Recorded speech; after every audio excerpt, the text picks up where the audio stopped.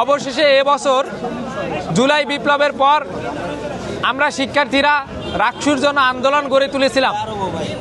এখানে ছাত্র শিবির যেমন আন্দোলন করেছে, তার পাশাপাশি অন্যান্য সকল ছাত্র সংগঠন, অন্যান্য সকল শিক্ষার্থী এই রাকসুর আন্দোলনে যুক্ত হয়েছিল।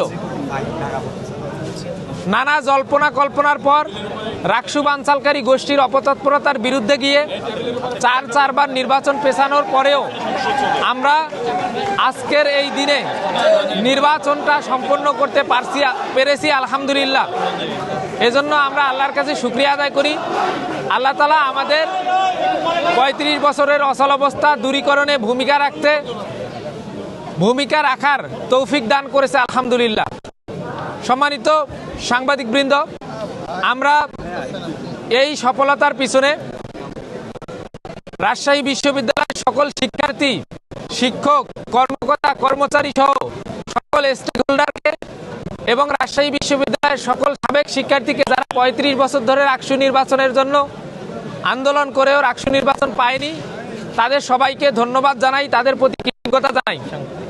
সাংবাদিকবৃন্দ, আপনাদের প্রতিও আমরা কৃতজ্ঞতা জানাই, কেননা আপনারা রাকসু আন্দোলন থেকে শুরু করে এ পর্যন্ত দীর্ঘ একটা সময়ের আমাদের রাকসুর বাস্তবায়নের পিছনে আপনারা ভূমিকা পালন করেছেন। আপনাদের সবাইকে আমরা কৃতজ্ঞতা জানাই। আমরা রাকসুর প্রতিনিধি নির্বাচিত হয়েছি।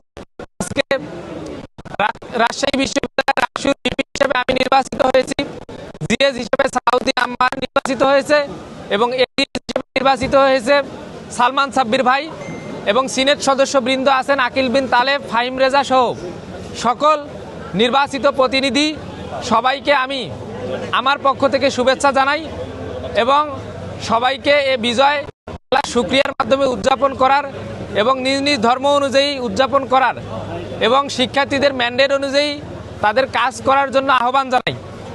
আমি যারা বিজিত হয়েছেন, এই রাজশাহী বিশ্ববিদ্যালয়ের যারা বিজয়ী হয়েছেন তাদের থেকে বিজিত যারা হয়েছেন অর্থাৎ পরাজিত যারা হয়েছেন তাদের সংখ্যা বেশি। আমি সেই ভাই বোনদেরকে আহ্বান জানাবো, আপনারা আপনাদের জায়গা থেকে আপনাদের ক্যাপাবিলিটি অনুযায়ী সর্বোচ্চ চেষ্টা করেছেন, কিন্তু নির্বাচনে জয় পরাজয় স্বাভাবিক। আপনারা আপনাদের জায়গা থেকে আমাদেরকে সর্বোচ্চ সহযোগিতা করবেন। আপনাদের পরামর্শ এবং সহযোগিতা অনুযায়ী আমরা নির্বাচিত প্রতিনিধিগণ একসাথে এই ক্যাম্পাসকে গড়ে তুলব ইনশাআল্লাহ। আমরা আজকের মতো এখানেই আমাদের প্রেস ব্রিফিং শেষ করছি। আমাদের কার্যক্রম দ্রুতই শুরু হবে ইনশাআল্লাহ। আমাদের রাজশাহী বিশ্ববিদ্যালয়ে উপস্থিত হয়েছেন বাংলাদেশ ইসলামী ছাত্র শিবিরের কেন্দ্রীয় সেক্রেটারি জেনারেল নুরুল ইসলাম সাদ্দাম ভাইকে এই রাকসু নির্বাচন উপলক্ষে, রাকসু নির্বাচনের আজকের ব্রিফিং উপলক্ষে কিছু বলার জন্য অনুরোধ করছি। নাম্বারের ইশতেহার, বোনের ইশতেহার সবগুলো আমরা একসাথে সমন্বয় করে আমাদের সারা বছরের কাজগুলো করবো ইনশাআল্লাহ। ওকে, বলেছি তো, যারা পরাজিত হয়েছেন, আমি পরাজিত বলবো না, যারা বিজিত হয়েছেন তারাও আমাদের সহযোদ্ধা। তাদের যে লিডারশিপ কোয়ালিটি, যে ক্যাপাসিটি, এটা তাদের মধ্যে আছে। জাস্ট একজন নির্বাচিত হয় যেহেতু, আর বেশিরভাগই পরাজিত হয়, এজন্য আমাদের সেই ভাই বোনদের প্রতি আমরা শ্রদ্ধা জানাই যে তারা যেন সবসময় আমাদের সাথে সহযোগিতা করে আমাদের এই ক্যাম্পাস গড়তে ভূমিকা রাখে। আমরা চাইবো যে তারা এবং আমরা সবাই মিলে একসাথে কাজ করবো ইনশাআল্লাহ। তো আমরা সবাই একসাথেই কাজ করতে চাই, আমাদের ভিতরে কোনো ধরনের সংশয় নাই।